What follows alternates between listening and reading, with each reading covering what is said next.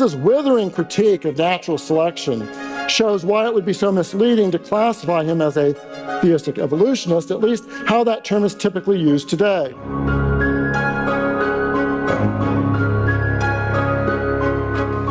It was the summer of 1925. A 20-something C.S. Lewis had just been elected fellow at Magdalen College, Oxford. Previously a tutor in philosophy, his new position was in English Lit. In a letter to his father, Lewis wrote that he was glad of his change in academic fields, but he was grateful for the something of value that he had learned from philosophy.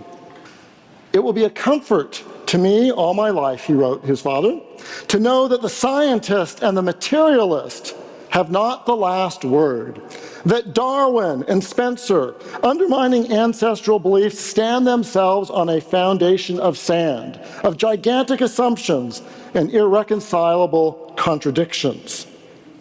Lewis was not yet a Christian, but he already had misgivings about Darwinian evolution.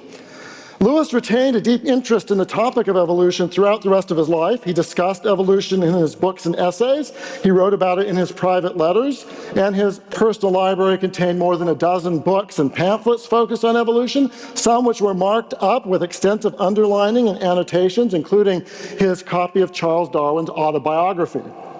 While Lewis was interested in evolution, he also understood its cultural dominance, which helps explain his caginess in how he publicly discussed his views. He observed to one correspondent that evolution, etc., is the assumed background of modern thought. So Lewis declined to write the preface to an anti-evolution book because he feared the repercussions for his public role as a Christian apologist. In his words, many who have been or being moved towards Christianity by my books would be deterred by finding that I was connected with anti-Darwinism. So what were Lewis's real views on evolution? Well, Lewis himself addressed at least three different kinds of evolution in his writings: evolution as a theory of common descent, evolution as unguided natural selection acting on random variations, aka Darwinism, and evolution as a social philosophy, sometimes known as social Darwinism. Let's start with his views on common descent. Common descent is a claim that all animals currently living have descended from one or a few original ancestors through a process Darwin called descent with modification. According to this idea, not only humans and apes share an ancestor, but so do humans, clams, and fleas. It's clear that Lewis believed that Christians can accept evolution as common descent without doing violence to their faith. In Lewis's view, whether God used common descent to create the first human beings was irrelevant to the truth of Christianity. Now, whether Lewis himself finally accepted that humans evolved from lower animals is a complicated question. Regardless, it would be wrong to conclude that his acceptance of the possibility of some kind of human evolution placed him in the camp of mainstream evolutionary biology, or even what might be called mainstream theistic evolution ideas. And that's because Lewis insisted on three significant limitations to evolution, especially evolutionary explanations of humanity, that placed him well outside evolutionary orthodoxy then and now.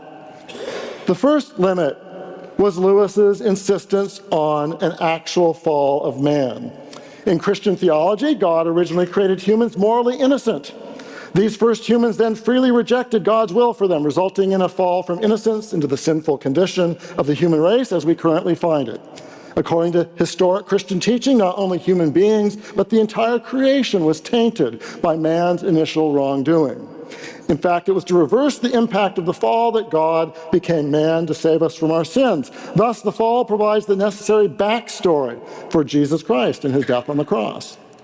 Leading proponents of theistic evolution, however, insist that a historic fall is incompatible with mainstream evolutionary biology and therefore must be rejected.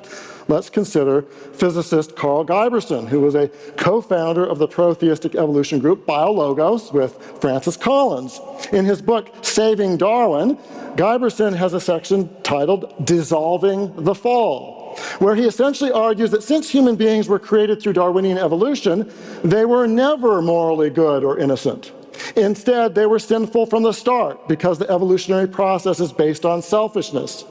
I would note that Francis Collins wrote an enthusiastic foreword to Guyberson's book. Lewis, however, was emphatic that any evolutionary theory that denies a real fall is unacceptable for a Christian. In his words, I believe that man has fallen from the state of innocence in which he was created. I therefore disbelieve in any theory which contradicts this. Accordingly, Lewis was careful in his book, The Problem of Pain, to preserve a historical fall as part of, there he offers a hypothetical account of human evolution. Indeed, in the chapter that this hypothetical account of human evolution occurs, it's actually titled The Fall of Man.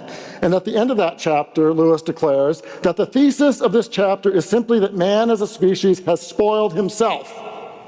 Following very traditional Christian teaching, Lewis emphasized that man, prior to the fall, had unimpeded fellowship with God. He lived in complete harmony with himself and with his surroundings. He exercised complete command over his appetites, and he lived in harmony with the animals. Lewis's description of human life before the fall sounds very much like the traditional view of the Garden of Eden described by traditional Christian teaching. Lewis had little patience for evolutionists, theistic or secular, who asserted that evolution refuted traditional beliefs about man's original paradisal state and subsequent fall. He was equally skeptical of efforts to reinterpret the fall to make it part of evolutionary history. For example, some Christian evolutionists today, and actually even in Lewis's time, reinterpreted the fall as a fall upward into greater maturity and responsibility of the sort advocated by liberal theologians since Hegel and Kant.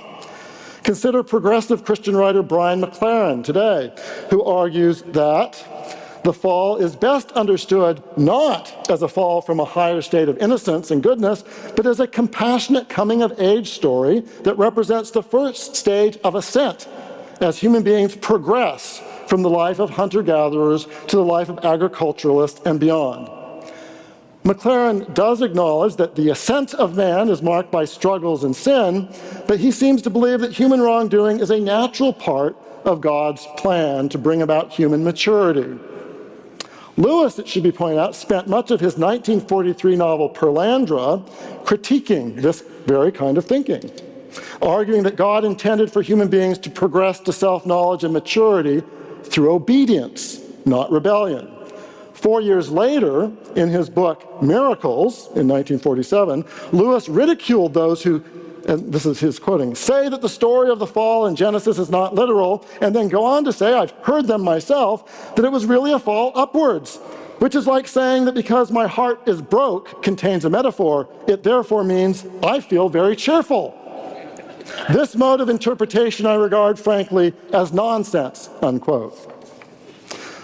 Lewis not only believed in a historic fall, he also embraced a literal Adam and Eve, which was another limit he placed on human evolution.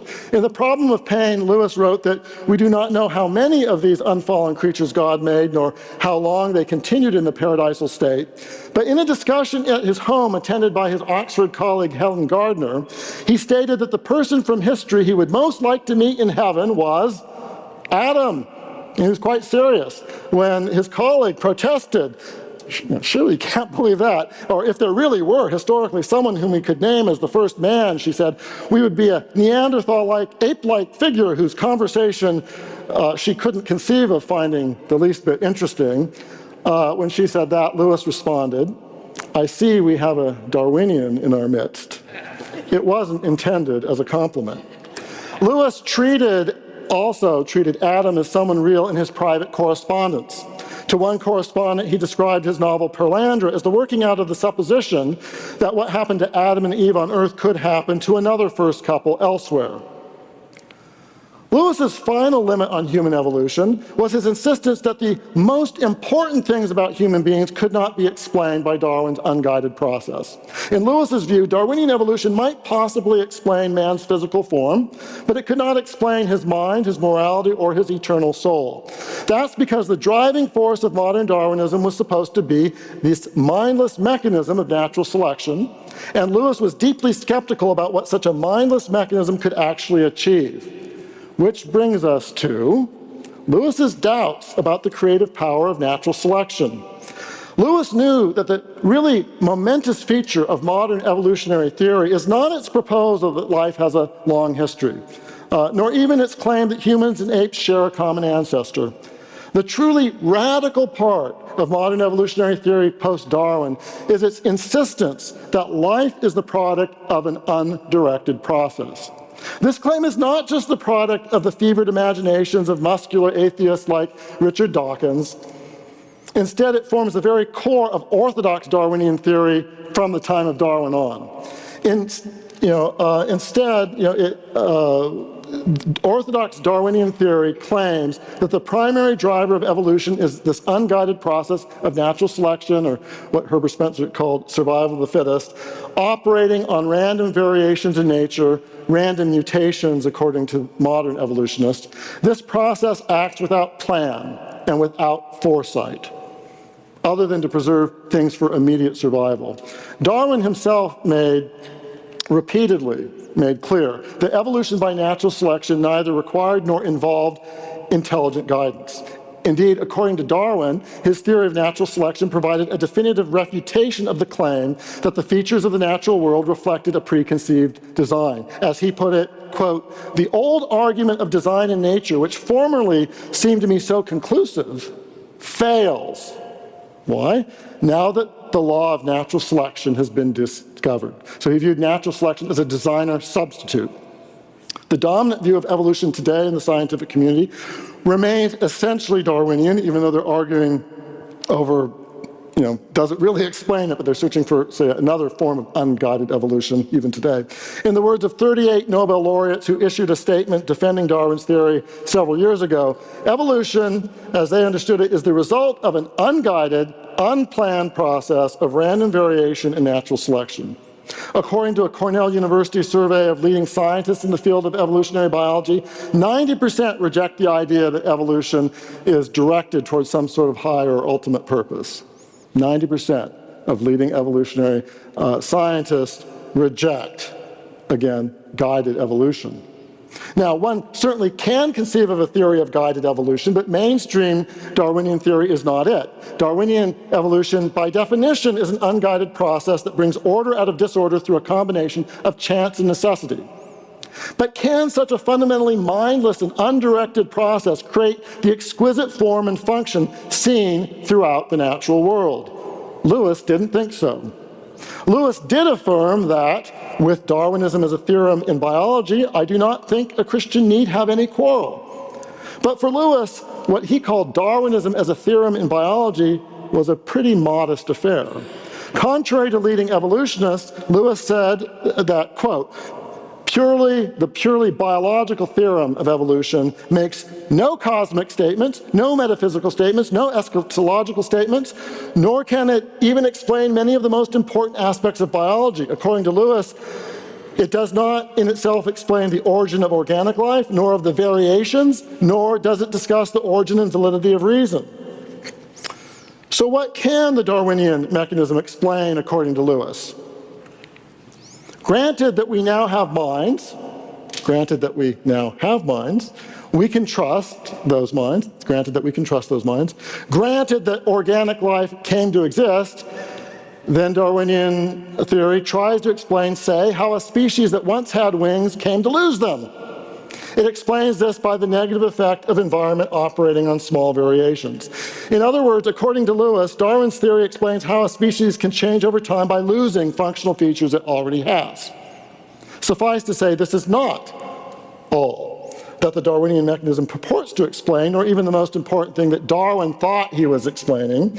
Noticeably absent from Lewis's description of the biological theory of evolution that he could accept is the formation of fundamentally new forms and features in biology. Natural selection can knock out a wing, but can it build a wing in the first place? Lewis provided scant indication that he thought it could.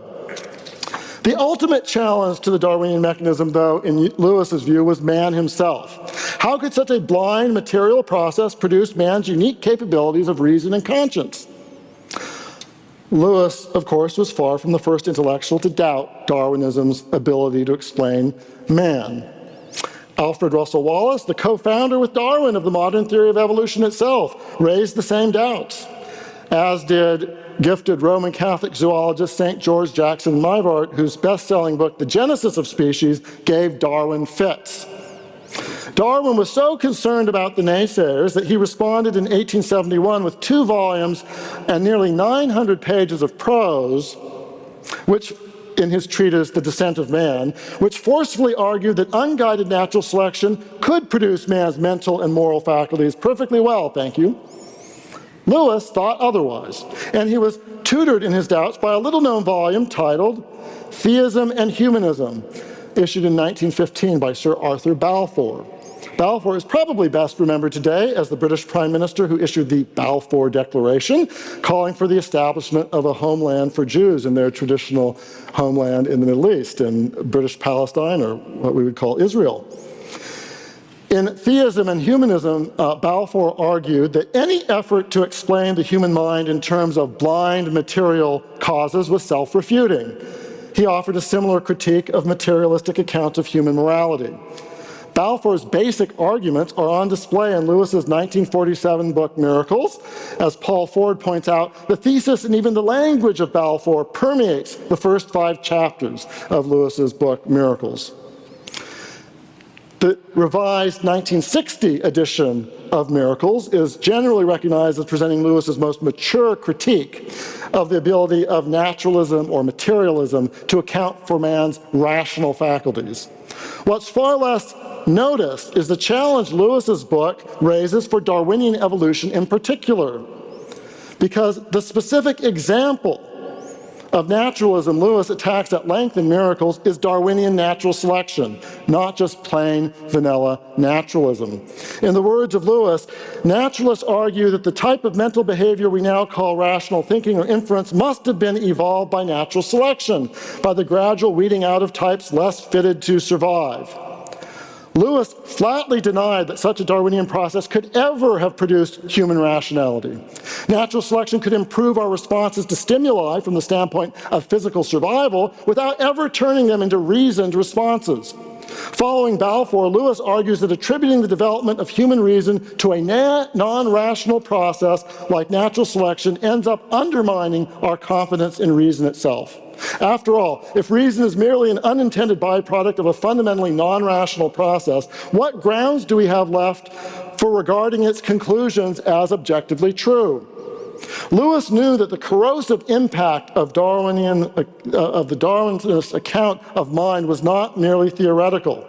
In his personal copy of Darwin's autobiography, Lewis highlighted 2 passages where Darwin himself questioned whether the conclusions of a mind produced by a Darwinian process could be trusted.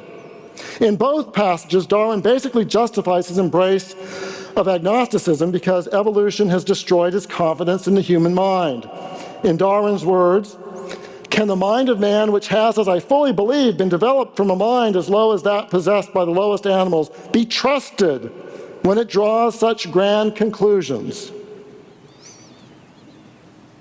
Lewis's response in Miracles to this kind of descent into irrationality is to point out that the theist need not suffer such paralyzing doubts. Why? Because in a theistic worldview, the preliminary processes which nature led up to the human mind, if there were such preliminary processes, would have been designed to do so. In short, if an evolutionary process did produce the human mind, according to Lewis, it couldn't have been Darwinian evolution, it was evolution directed by intelligent design. Just as Lewis rejected Darwinian explanations of the human mind for undermining the validity of reason, he rejected Darwinian accounts of morality because they undermined the authority of morality. According to Lewis, by attributing our moral beliefs and practices completely to mindless and non-moral causes, Darwinists undermined the belief that moral standards are something objectively true, or even the belief that some moral beliefs are objectively preferable over others. After all, if all human behaviors and beliefs are merely the products of natural selection, then cruelty has the exact same basis in biology as kindness. Rape has the same basis as chivalry. Infanticide has the same biological basis as self-sacrifice.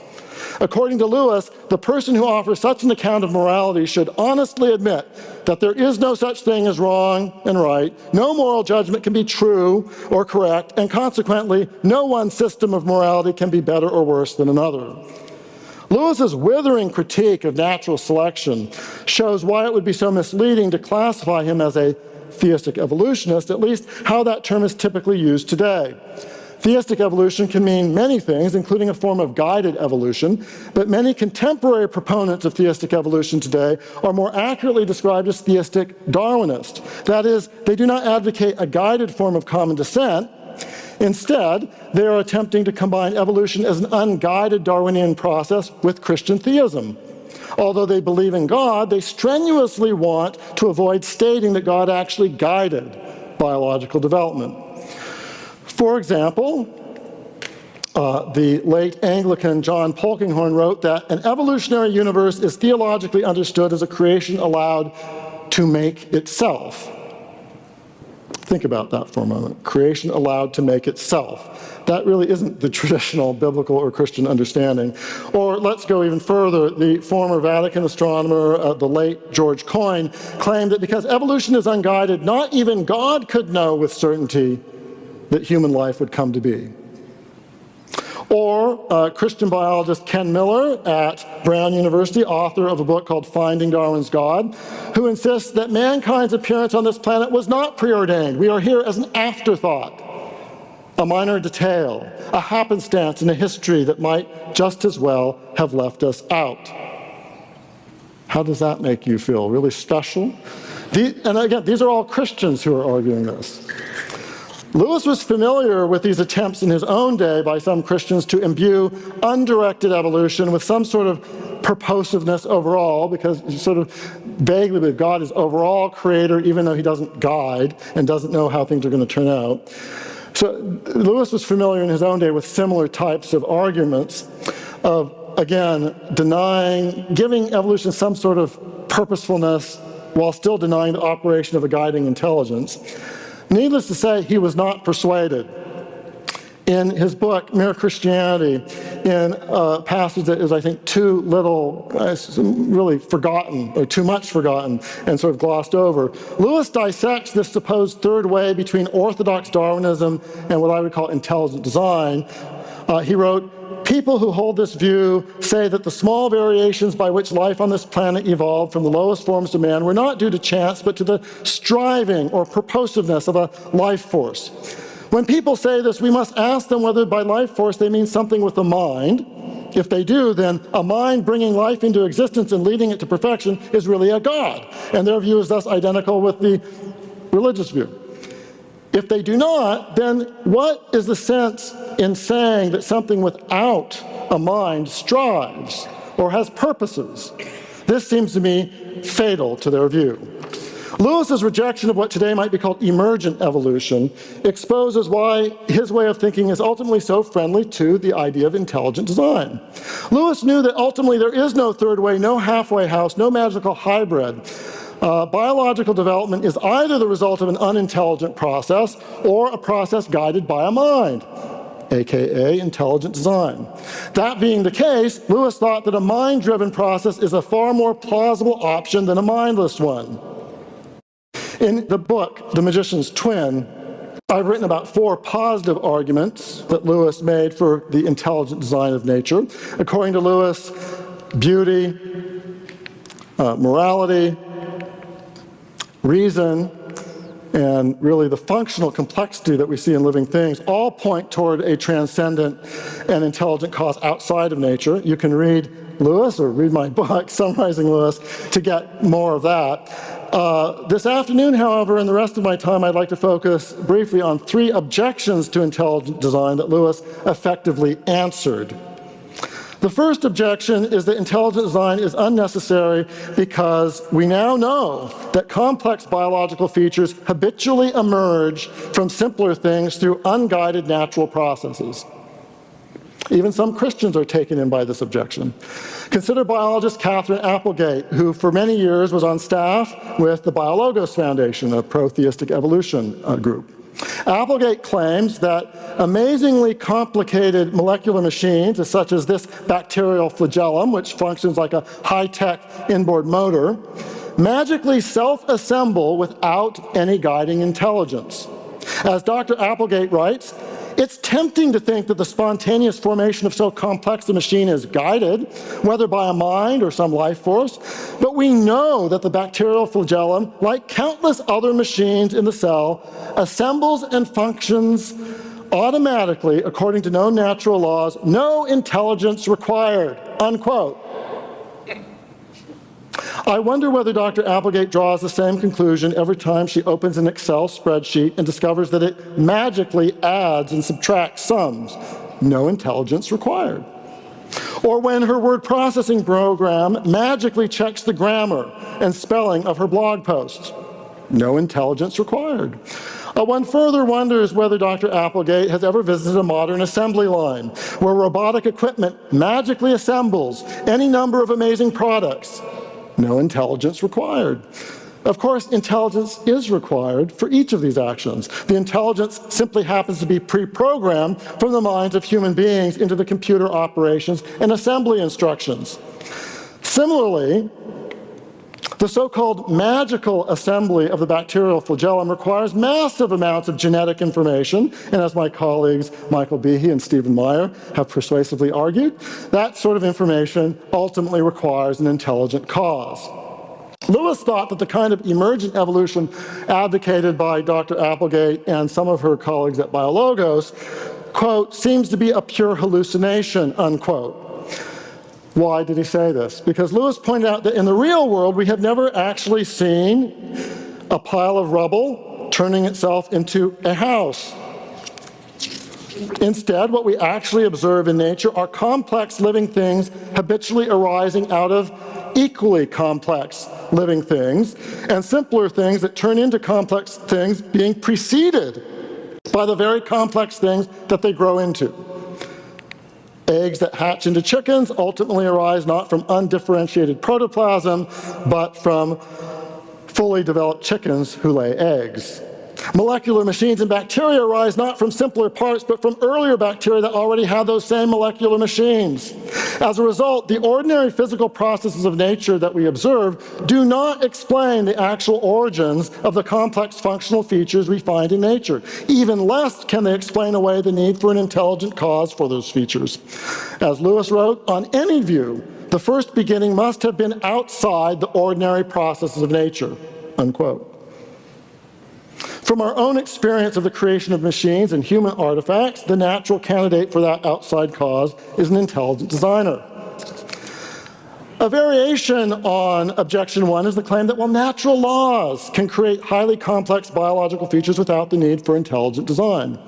Dr. Applegate alluded to this idea when she claimed that the bacterial flagellum, like countless other machines in the cell, assembles and functions automatically according to known natural laws, and that this meant there was, quote, no intelligence required, unquote. Wrong again, according to Lewis, who pointed out that the laws of nature are absolutely incapable of causing anything on their own, as he wrote, the laws of motion do not set billiard balls moving. They analyze the motion after something else, say a man with a cue, or a lurch of the liner, or perhaps supernatural power has provided it. The laws of nature require input from the outside, and if the effects caused are beyond the reach of blind chance, the lurch of the liner, the input will need to come from an intelligent source. As Lewis said, a man with a cue or a supernatural power.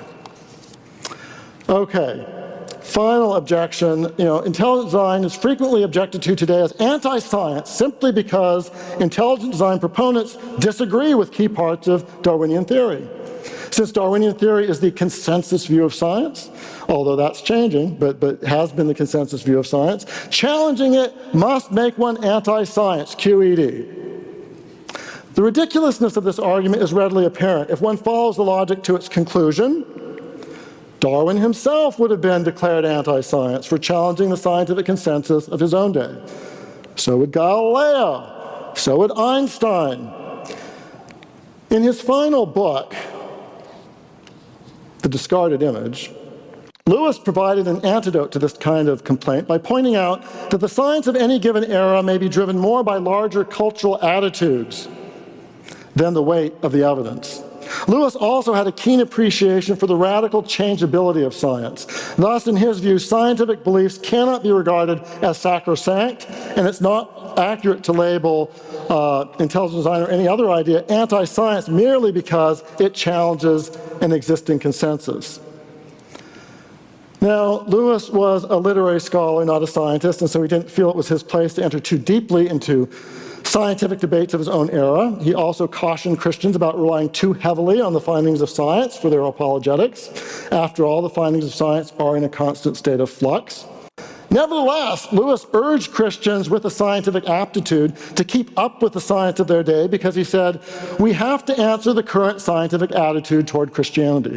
And he further encouraged Christians to write books about science that would counter the materialist worldview by presenting what he called perfectly honest science.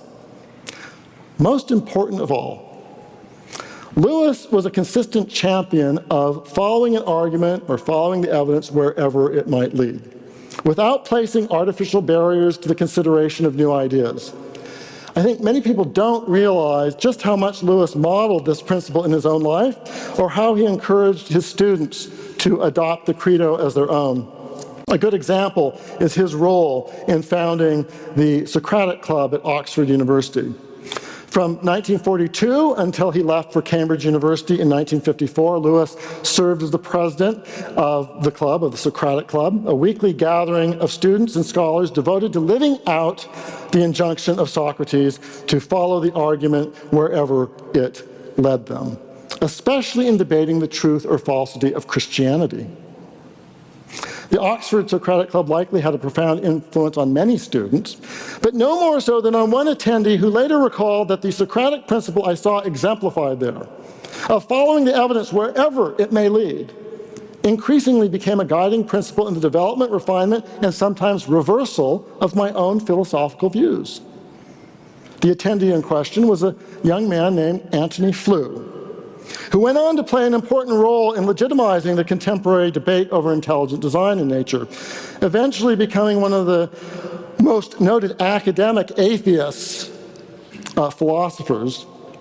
Flew startled the world in 2004 by publicly renouncing his atheism in favor of a belief in God, although sadly not in Christianity. Following the credo he had seen embodied by Lewis's Socratic Club, Flew had continued to follow the evidence until it led him to a rather complete change of mind. He himself, Flew, credited new scientific evidence for intelligent design as a key reason for his abandonment of atheism. As he told one interviewer in 2004, I think the argument to intelligent design is enormously stronger than it was when I first saw it, when I first met it. Flew's reading had included books by intelligent design theorists Michael Behe and William Dembski. And he was especially influenced by the argument for design based on the biological information encoded in DNA. So in the end, I actually think Lewis's greatest contribution to contemporary debates over Darwin and intelligent design may have been his confident insistence to Flew and countless others that they should pursue an argument wherever it may lead. They shouldn't be afraid of the evidence of nature. That insistence inspired Flew to consider seriously new evidence for intelligent design despite the prejudices of the existing intellectual establishment, and the evidence changed his own mind, just like it's continuing to change minds today. Thank you.